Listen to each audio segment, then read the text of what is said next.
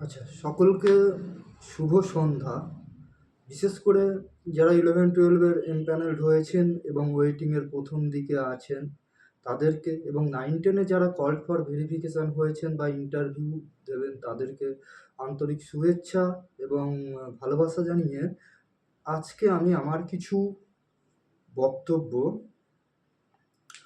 রাখতে চলেছি, সেগুলো মনোযোগ দিয়ে শুনবেন। আপনারা অনেকেই ডিমোটিভেটেড হয়ে পড়ছেন বলেই কিন্তু আজকে আমার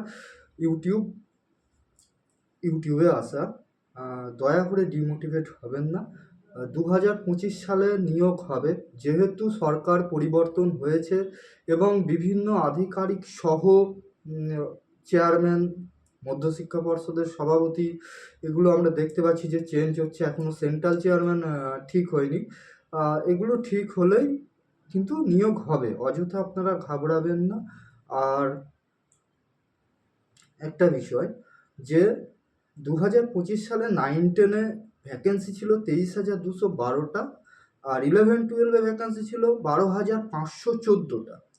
তা এটা যদি পুঙ্খানুপুঙ্খভাবে বিশ্লেষণ করা যায়, মানে কতজন এমপ্যানেলড এবং কতজন ফ্রেশার পাচ্ছেন, তাহলে সেই সংখ্যাটা, ফ্রেশারদের সংখ্যাটা দাঁড়ায় আপনার মোটামুটি 22,000-এর কাছাকাছি।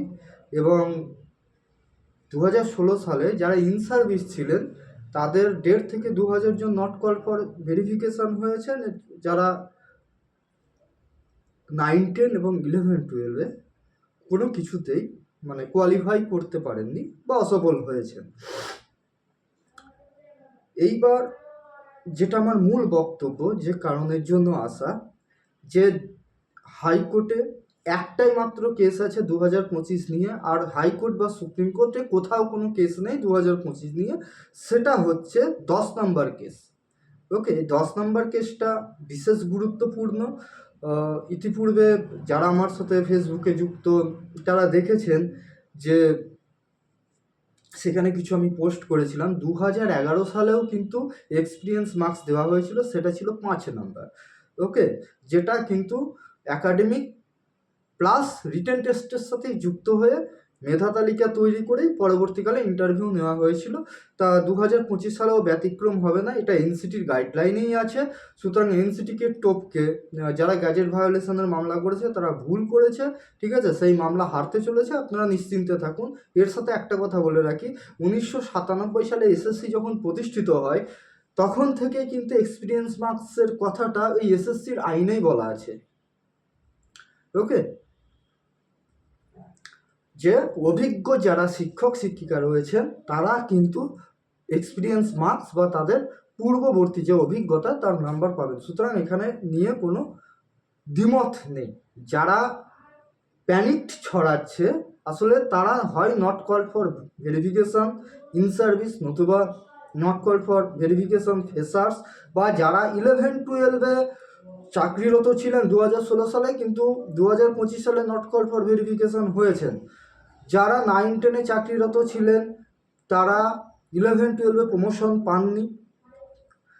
যারা বাড়ি থেকে দূরে চাকরি পেয়েছেন বা রেকমেন্ডেশন পেয়েছেন তারা আর একটা পক্ষ। সবচেয়ে বিপজ্জনক পক্ষ হচ্ছে যারা বিগত চাকরি, মানে 2016 সালের চাকরি সুপ্রিম কোর্টের আইন বলে প্যানেল বাতিল হওয়ার পর পূর্বের চাকরিতে ফিরে গেছেন এবং তারা যে সার্ভিস কন্টিনিউশন পাবেন না, এটা জেনেই কিন্তু ভুল ভ্রান্তিগুলো আপনাদের মধ্যে প্রবেশ করাচ্ছেন। এদের কাছ থেকে আপনারা কিন্তু বিরত থাকুন, এদের কাছ থেকে দূরে থাকুন। আপনারা পড়াশোনা করা লোক, যথেষ্ট সম্মানের এবং যোগ্যতা বা মেধার ভিত্তিতেই আপনারা উত্তীর্ণ হয়েছেন, যেখানে 90%-এর বেশি 2016 সালের এমপ্যানেলড শিক্ষক এবং শিক্ষিকারা কোয়ালিফাই করেছেন, এবং ফ্রেশার্স ভাই বোনের সংখ্যাও কিন্তু 67%, তারও বেশি হবে। একটা পরিসংখ্যান আপনাদের আগেই দেখালাম যে 9-10 এবং 11-12 যে 35,000 সিট আছে সেখানে মোটামুটি 22,000 প্লাস ফ্রেশার্সরা চাকরি পাবে, যার মধ্যে 11-12 4,500-এরও বেশি ফ্রেশার্স কিন্তু এমপ্যানেলড হয়েছেন। হ্যাঁ, এবার সরকারটা যেহেতু পরিবর্তন হয়েছে, আপনারা অনেকে হতাশাগ্রস্ত বা দ্বিধাগ্রস্ত আছেন নিয়োগ হবে কি হবে না। দেখুন, নিয়োগ হবে, কারণ নিয়োগটা পরিচালনা করে গিয়েছিল পশ্চিমবঙ্গ সরকার। পার্টিটা অন্য ছিল, আজকে নতুন পার্টি এসেছে, সেই সরকার যথেষ্ট আন্তরিক এবং মানুষের হয়ে কাজ করবেন বলেই মানুষ কিন্তু তাদের ডেকে এনেছেন। আপনারা কেউ হতাশায় ভুগবেন না, মানসিক দ্বন্দ্ব আপনারা কমান। এবার আসি 10 নম্বর কেসের কথায়। 10 নম্বর কেসের বিষয়টা আমি একটু আগেই বললাম যে এখানে কিন্তু কোনো রকম রেসপন্সিবিলিটি নেই যে 10 নম্বর মান্যতা পাবে না। 10 নম্বর মান্যতা পাবে। যদি 10 নম্বর মান্যতা না পায়, তাহলে 2011 সালের আগে থেকে যতগুলো এসএসসি পরীক্ষা হয়েছে সমস্ত পরীক্ষাগুলোই কিন্তু বাতিল করতে হবে, কারণ প্রত্যেকটা পরীক্ষাতেই এক্সপিরিয়েন্স মার্কস যুক্ত হয়েছে। 2011 হয়েছে, তার আগে 2008 বা 2009 পরীক্ষা হয়েছে, সেগুলোতে হয়েছে। 2007 কন্টিনিউ চলে এসছে। 1997 সালের বা এসএসসির পরীক্ষা যতদিন থেকে শুরু হয়েছে ততদিন থেকেই। এইবার এই 10 নম্বর কেসের প্রায়োরিটি কারা পাবে, মানে প্রায়োরিটি বলতে যে কাদের জেতার সম্ভাবনা সবচেয়ে বেশি, এই প্রসঙ্গে আসি। এখানে জেতার সম্ভাবনা বা কেসের অধিক মাত্রায় গুরুত্ব পাবে আমাদের ইন সার্ভিস টিচারদের তুলনায় যদি ফ্রেশার্স ভাই বোনেরা কেসের উদ্যোগ নিয়ে থাকে তাদের কেস, কারণ তারা সমস্ত কিছু জেনে শুনে গ্যাজেট মেনে নোটিফিকেশন মেনে পরীক্ষায় বসে এমপ্যানেলড হয়েছেন। এই কথাটা কিন্তু ভুলে গেলে আমাদের কাউরির চলবে না। ইতিমধ্যে আমার একটা গ্রুপ আছে, সেখানে বহু এমপ্যানেলড ফ্রেশাররা আছেন, ঠিক আছে, কয়েকজন ওয়েটিংও আছেন যারা সামনের দিকে র্যাঙ্ক আছেন। তারা এই কেসটা চালানোর জন্য ফান্ড সহযোগিতা চাইছেন। এমপ্যানেলড বা ফ্রেশার্স এবং ইন সার্ভিস উভয়ের কাছে আমার একান্তই অনুরোধ, তারা একজন মানে কি বলবো, এখনো চাকরি পায়নি, ঠিক আছে, তবুও তারা চেষ্টা করছেন যে প্যানেলটা যেন টেকে। এই এক্সপিরিয়েন্স মার্কসের কেসটাই তাদের গলার কাটা হয়ে বিঁধে রয়েছে। এটা কিন্তু গলে গেলেই প্যানেলে আর কোনো সমস্যা নেই। সুতরাং তারা নামমাত্র 1000 টাকা করে ফান্ড সহযোগিতা চেয়েছেন, তাদেরকে অবশ্যই সহযোগিতা করুন। জয়দীপ বা জয়দীপ চাপড়ি, তারপরে সৈকত, নীলাঞ্জন বক্সি, এদেরকে অবশ্যই আপনারা ফান্ডটা দিন। আপনারা যারা ইন সার্ভিস তাদেরকে অনুরোধ করব যে অন্তত 1000 টাকায় তো তারা চেয়েছে, তাদেরকে দিন।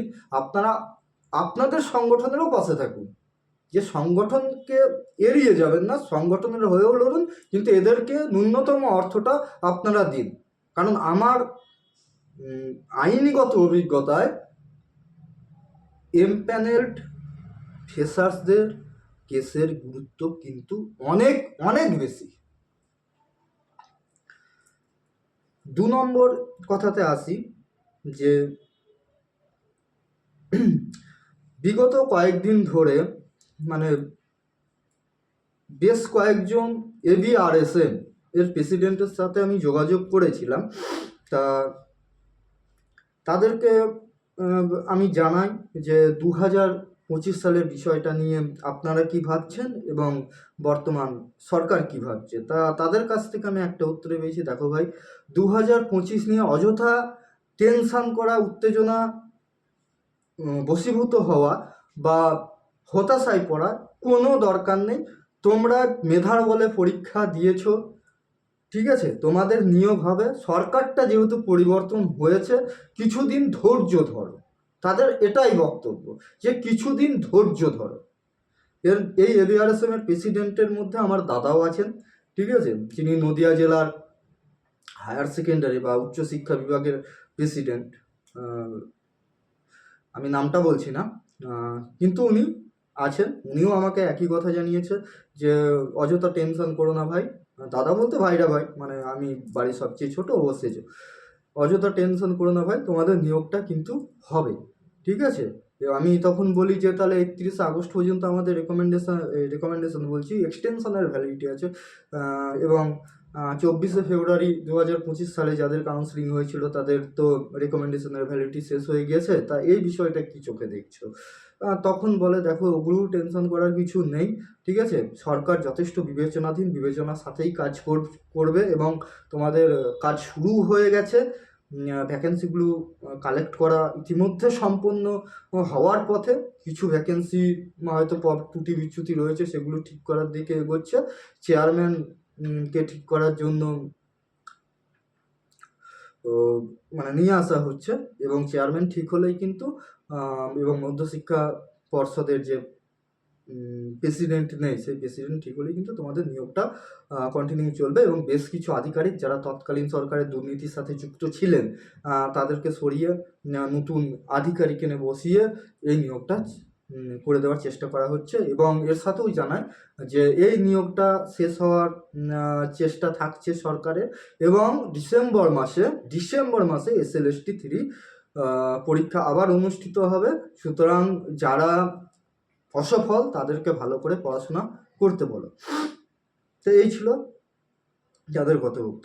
ইতিমধ্যে একজন উড়ন্ত পাখি, যিনি কোনো শিক্ষকই নন, না 2016 সালের শিক্ষক, না তার পূর্ববর্তী শিক্ষক, না PSC শিক্ষক, কোনো শিক্ষকই নন, তা আমি চিনি না ভদ্রলোককে।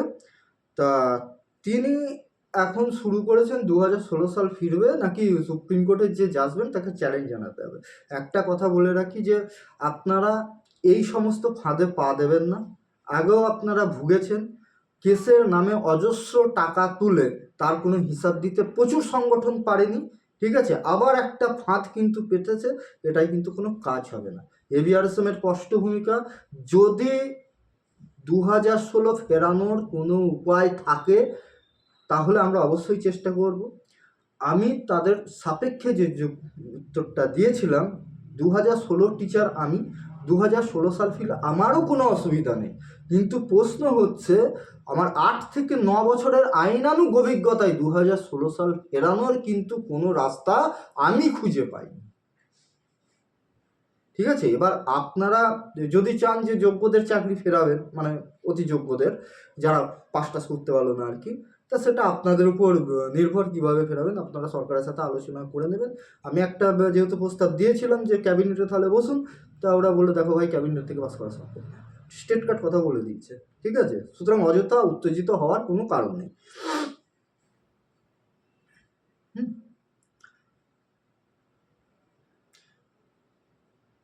আচ্ছা, আর একটা বিষয়, আমি বেশ কিছুদিন আগে, ঠিক আছে, একজন কুখ্যাত নেতার ফেসবুকে তার মেরিট প্যানেল তুলে ধরে তাকে বলেছিলাম যে এ কত নম্বর যোগ্য, কারণ তার ভ্যাকেন্সি রয়েছে 525টা আর তার র্যাঙ্ক আছে 527টা, যদিও সে SC ক্যাটাগরির টিচার, ঠিক আছে। SC ক্যাটাগরি থেকে আমিও চাকরি পেয়েছি পিজিতে, আমার র্যাঙ্ক ছিল 44 বা 45 এরকম কিছু একটা হবে SCতে।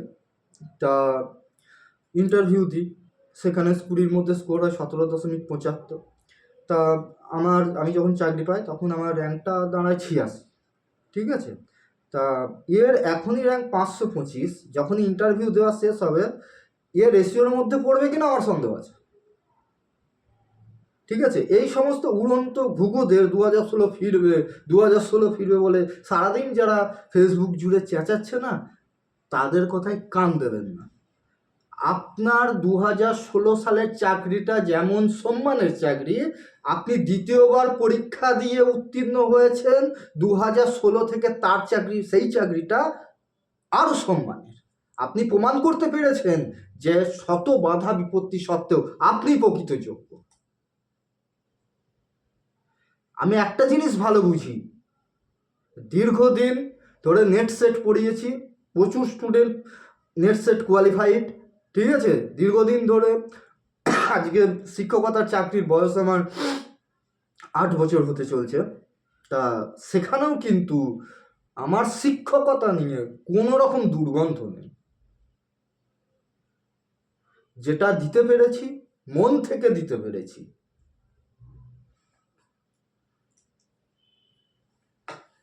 সুতরাং এই সমস্ত ফালতু লোকেদের কথায় কান দেবেন না। আমার সবচেয়ে বড় প্রশ্ন হচ্ছে যে 7 থেকে 8 বছর কেউ বা 9 বছর ধরে চাকরি করেছে, ঠিক আছে, মানুষের মেধা দুর্বল হতে পারে, মেধার ক্ষয় হয় না। আর এদেরকে কেউ বলে দেয়নি যে তুমি পরীক্ষা দিও না। এরা তো স্বতঃপ্রণোদিতভাবে সরকারের কাছে পরীক্ষা চেয়েছিল, পরীক্ষার জন্য আবেদন করেছিল 2,500 জন, ঠিক আছে। প্রমোশনের জন্য প্যানেলটা ডুবিয়েছিল, আর কিছু প্যানেল ডোবানোর কোনো কারণ নেই। যে আমি প্রমোশন পাবো, আমাকে প্যানেলটা বাতিল করতে হবে। আজকে যারা এই পথের প্রতীক ছিল, আজকে দেখুন সব কটা নট কল ফর ভেরিফিকেশন হয়ে বসে রয়েছে, নতুবা 11-12 উত্তীর্ণ হতে পারেনি, নতুবা একদম ওয়েটিংয়ের শেষের দিকে র্যাঙ্ক করে বসে রয়েছে, ঠিক আছে। আর রাস্তায় আন্দোলন করে চোর তাড়ানো যায় না, চোর তাড়াতে হলে কোর্টে যেতে হয়, যেটা আমি শুরু করেছিলাম 2018 সালে। হ্যাঁ, তখন সরকার কিন্তু প্যানেল দেয়নি, গ্যাজেট ভায়োলেশন করে একটা করে রেজাল্ট কার্ড আপনাদের গলায় ঝুলিয়ে দিয়েছিল। আপনারা বুঝতে পারেননি যে আপনাদের আগে কতজন আছে, পরে কতজন আছে, আপনার চাকরি পাওয়ার সম্ভাবনাটা কত দূর। সেই প্যানেল আমরা 19 জন পিটিশনার মিলে বার করি। এখন বড় বড় বাতিল মারছে, ওই প্যানেল বাতিলের মামলা যদি আমার হাতে পড়তো, তা আর ওই পার্থ চট্টোপাধ্যায়ের মতো কত চট্টোপাধ্যায় ঢুকে যেত তার ঠিক ছিল না, ঠিক আছে। আমাকে কখনো দেখেছেন যে তৎকালীন শিক্ষামন্ত্রী, তৎকালীন কোনো পার্টির লিডার পাশাপাশি ঘুরতে? কোনোদিনও দেখেননি। আমার যেটা সমস্যা হয়েছে, আমি সেই সমস্যা নিয়ে কোর্টে দৌড়ে গেছি, বেশিরভাগ কেস জিতে এসেছি, ঠিক আছে। যেটা হেরেছি মানে সেটা হচ্ছে 25-0-15, যে চেয়েছিলাম যে যিনি যেখানে মানে যে পোস্টে শিক্ষকতা করছে তাকে সেই পোস্টের জন্য এক্সপিরিয়েন্স মার্কসটা দেওয়া হোক, তাহলে ফেসাটাও যেমন হিউজ পরিমাণে সুযোগ পাবে, ঠিক তেমনই ইন সার্ভিস যারা আছে 2016 সালের, তারাও কিন্তু বহাল তবিয়াতে তাদের পোস্টটা ধরে রাখতে সক্ষম হবে। সেই জায়গাটা নষ্ট করেছে না আপনারা। আমার পিছনে 80 লাখ টাকা অ্যাডভোকেট ডেকেছেন, 1-2 টাকায় নয়। আর আমি সেই কেসের পেছনে খরচ করেছিলাম মাত্র 1,47,000 টাকা, ঠিক আছে। তার সাথে একটা ক্যান ছিল যেটা 1,20,000 টাকা খরচা হয়। আপনারা নিজের দোষে মরেছেন। আজকে একে ওকে তাকে দোষ দিয়ে লাভ নেই, ঠিক আছে। হ্যাঁ, রাজনৈতিক কারণে প্যানেল বাতিল হয়েছে, রাজনৈতিক কারণ যদি 80% থাকে, আপনাদের দোষ 20%, ঠিক আছে। এই মূর্খামির জন্যই আপনারা আজকে নট কল ফর ভেরিফিকেশন, নতুবা ওইটি। তৎকালীন সময়ে মেহবুব মন্ডলকে আমি বলেছিলাম, যখন সে প্যানেল বাতিলের মামলা করতে যায়, যে তুই মামলা সম্পর্কে কিছু বুঝিস না, মামলা আমার উপর ছেড়ে দে, কথা শুনবি, ঠিক আছে।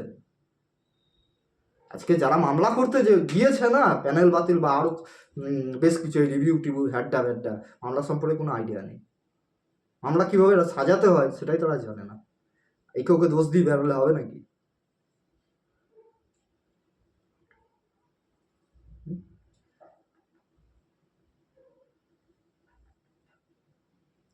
দয়া করে বলছি, যারা এমপ্যানেল হয়েছেন তারা টেনশন করবেন না, মানসিক অশান্তিতে ভুগবেন না, নিয়োগ হবে, ঠিক আছে। আপনি চাকরিও পাবেন, আপনি স্কুলেও যাবেন।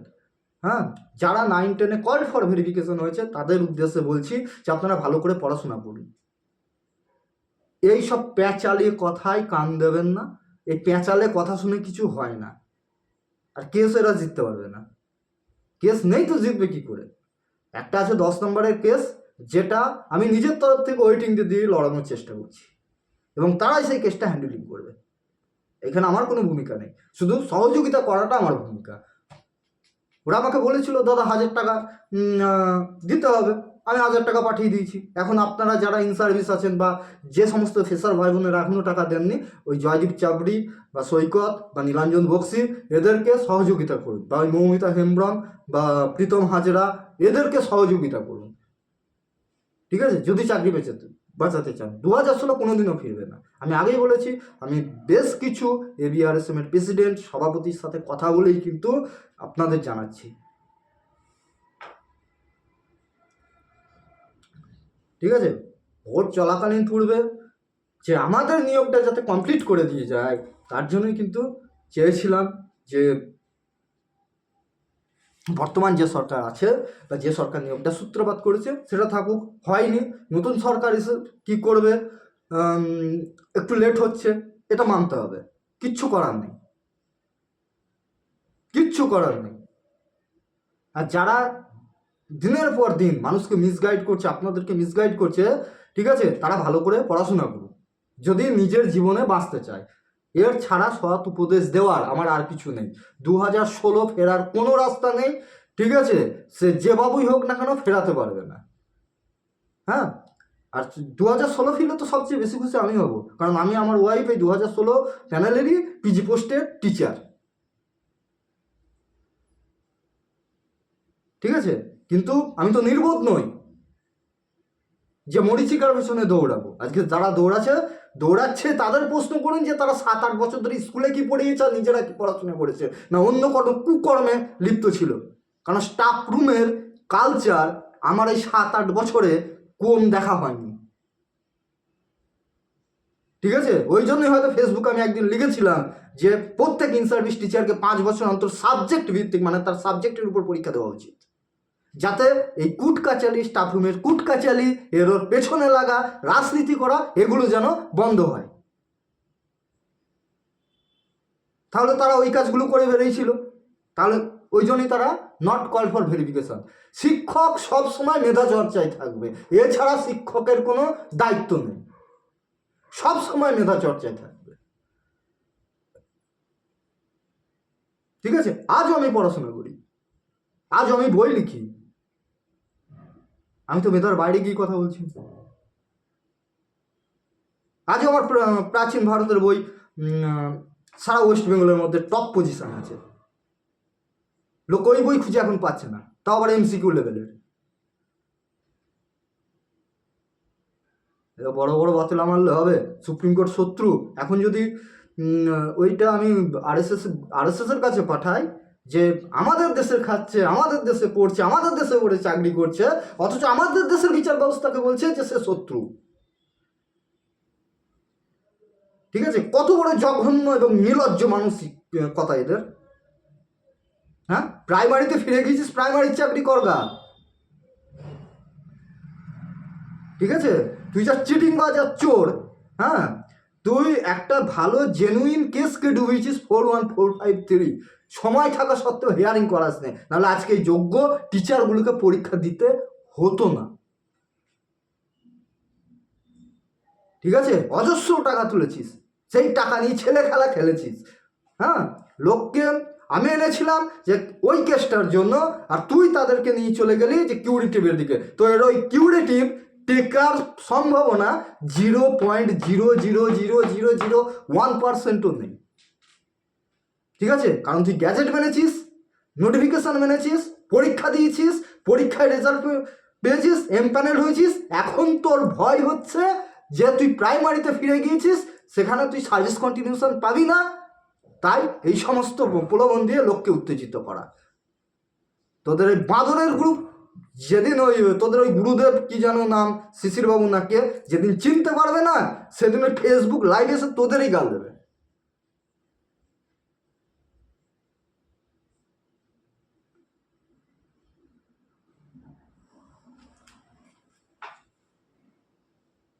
ঠিক আছে।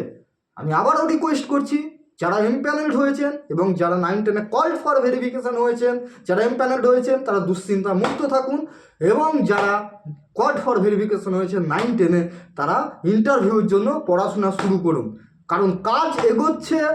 কখন নোটিফিকেশান দেবে সেই সময় আপনি সুযোগ পাবেন কি না পড়াশোনার, সেটা এখন থেকে চিন্তা করুন,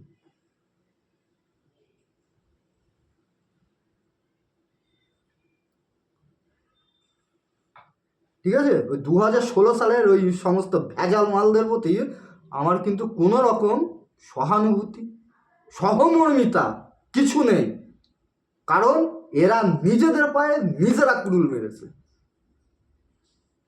আরও একটা কথা জানিয়ে রাখি, যতবার পরীক্ষা হোক আমি পাস করব, ঠিক আছে, যতবার হোক এসএলএসটি। হুম, ফেসবুকে মাঝে মধ্যে দেখি যে যারা জেনারেল ইন সার্ভিস ছিল তারা বর্তমানে নট কল ফর ভেরিফিকেশন হয়েছে, আমার পোস্টে এসে কমেন্ট করে সে কোটার চাকরি তো, আরে ভাই তোদের জেনারেল থেকে কি একজনও পায়নি? তোদের জেনারেল তুই তো রিজার্ভের সংখ্যা হচ্ছে 50%। তোর মেধার জোর হয়নি, তুই পাস না।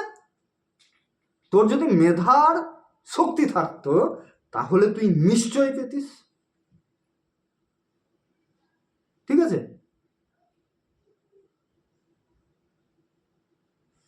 এসব ফালতু বাতুলতা বাদ দিয়ে বাড়িতে ভালোভাবে পড়াশোনা করো যদি বাঁচতে চাও। আর যদি মনে হয় আমি মরবো, এখনই সুসাইড করে ফেলো। হুম? আমার কথাবার্তা ভালো না আমিও জানি, কিন্তু যেটা বলবো পারফেক্ট কথা বলে দেবো। ঠিক আছে, কারণ তোমার জন্য আর 5জন লোক ভুগবে বা তোমার নিজের ফ্যামিলি ভুগবে, সেটা আমি চাইবো না। ধন্যবাদ, সকলে ভালো থাকবেন। আজকে ফেসবুক লাইভ এখানেই শেষ করছি। ইউটিউব লাইভ এখানেই শেষ করছি। ভালো থাকুন।